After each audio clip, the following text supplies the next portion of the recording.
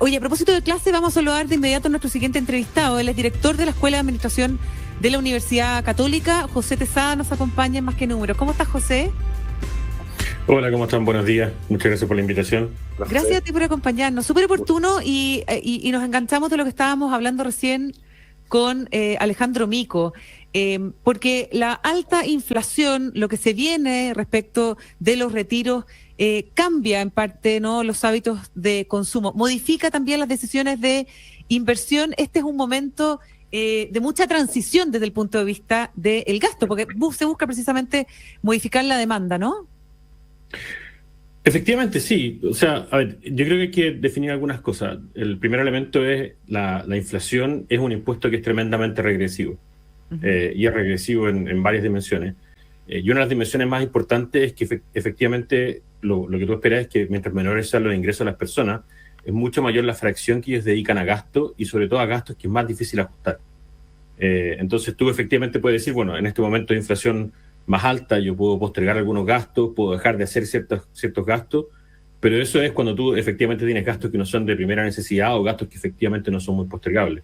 Entonces ese es un primer margen que va a golpear muy fuerte y va a hacer que la gente de menores ingresos tenga que estar sufriendo. Y muchos han hablado y circulan memes riéndose, por ejemplo, de la circunstancia del alza del precio del aceite y una serie de otras cosas. Y muchos de estos bienes son bienes que es difícil de sustituir. Entonces ahí va a haber un impacto más fuerte. Y hay otras cosas en las cuales tú puedes postergar algunos gastos o efectivamente pueden haber ciertos servicios o gastos que no estén sufriendo tantas alzas. Y muchas veces lo que ocurre es que eso no son necesariamente gastos de primera necesidad. Claro, y eso, ¿cuáles son los sectores que más se ven resentidos con esas decisiones específicamente, José? O sea, lo que pasa es que lo que te va a pasar aquí justamente los sectores de menores ingresos, si ellos no tienen la capacidad de estar ajustando mucho los gastos. Y lo otro que ocurre, que es algo que no se menciona mucho... No, pero sectores de la economía, te pregunto yo. ¿Dónde empiezan a haber recortes? ¿Con la reducción de demanda? Sí. No, lo que te va a pasar aquí, en muchos lugares lo que te va a ocurrir es, van a haber efectivamente reducciones en gastos que no son de primera necesidad. O sea, todo lo que tú piensas que no es de gastos de primera necesidad, va a haber probablemente algún tipo de restricción en la demanda, la gente va a pensar dos veces reducir ciertos tipos de cosas, puede ser que veas una caída en demanda por ciertos gastos que son digamos, no de primera necesidad, piensa temas de, a lo mejor, ropa, temas de diversión, gastos, puede que haya reducción en viaje, puede efectivamente que todo aquello que tú sabes que puedes ajustar sin afectar mayormente tu calidad de vida, vas a ver alguna reducción en la demanda por ese lado. Entonces, esos sectores específicamente tú podrías tener un margen de reducción. Claro. También uno podría esperar que en un periodo de más inflación la gente tuviese que gastar más plata y ahorrar menos, ¿no, José? Bueno, eso es lo que te pasa y por eso es que es más duro para la gente menor de ingresos, porque en general ellos no ahorran mucho, tienen menor capacidad de ahorro, no tienen mucho esa flexibilidad de decir, bueno, voy a dejar de colocar plata en un depósito y voy a empezar a gastarla acá y por lo tanto reduzco los ahorros. Entonces puede haber un efecto sobre gente que efectivamente ahorra menos, como puede ser también gente que sencillamente se prepare y empieza a ajustar hacia abajo diciendo, bueno, los precios vienen al alza, tengo que empezar a cortar ciertas cosas y a ahorrar más para ciertas eventualidades. Súmale a esto el hecho que hay una noción de que los créditos se están haciendo más caros y por lo tanto también hay una presión a aumentar el ahorro para cierto tipo de compra. ¿Ya? Eso también es un elemento importante. Entonces, aquí van a haber varios ajustes y los ajustes efectivamente son probablemente sobre sectores que sean no de primera necesidad. Entonces, puede ser que haya ajustes sobre viajes, hay que ver también cuál es el efecto sobre el tipo de cambio, precio de combustibles que te afectan, costos de viajes de avión, por ejemplo, o viajes más largos. Pero tú perfectamente podrías estar pensando en una sustitución de ese estilo. Puede ser que haya menos compra de artículos electrónicos, cosas que efectivamente tú dices, bueno, ¿dónde ajusto? No ajusto en alimento, no ajusto en las cosas de primera necesidad, ajusto en bienes de alguna manera más de lujo, si lo quieres. Claro.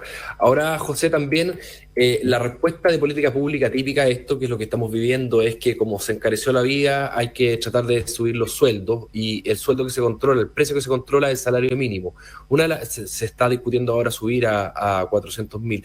Una de las cosas que a mí me preocupa y quería tu opinión es cuando tú subes mucho el costo del empleo, al final termina sustituyéndose por tecnología. Entonces, cuando es muy caro contratar a alguien, mejor compras una máquina, invierte en una máquina que hace algo parecido.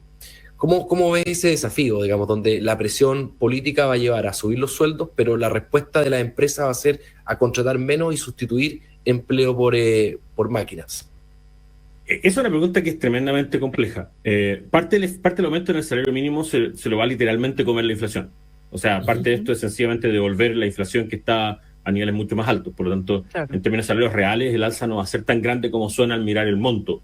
Pero efectivamente, alzas de salario mínimo son importantes. Ahora, esto en el contexto que hay una discusión también sobre ajustes a la jornada, sobre una serie de otros cambios al esquema laboral. Y eso sumado a un cambio tecnológico brutal, que ya era un tema en 2018, 2017, 2016, y ahora se hace aún más importante.